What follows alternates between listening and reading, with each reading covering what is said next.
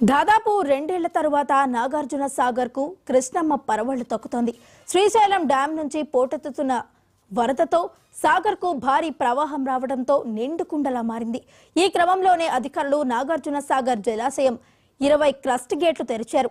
20 crust గేట్లకు 5 అడుగుల మేరకు ఎత్తి స్పిల్వే ద్వారా 1,96,000 క్యూసెక్యూలను దిగువకు విడుదల చేశారు. నాగార్జున సాగర్ పూర్తిస్థాయి నీటి నిల్వ 312 టీఎంసీలు కాగా ప్రస్తుతం 297.72 టీఎంసీలు నీటి నిల్వ ఉంది.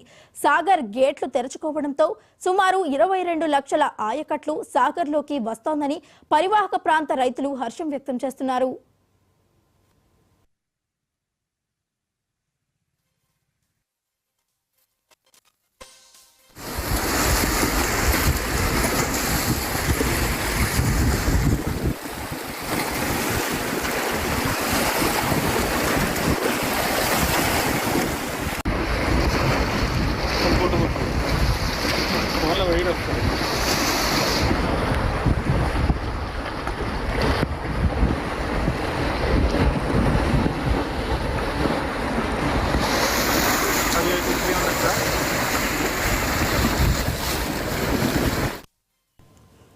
దాదాపు 2 ఏళ్ల తరువాత నాగార్జున సాగర్ కు కృష్ణమ్మ పరవళ్లు తొక్కుతోంది.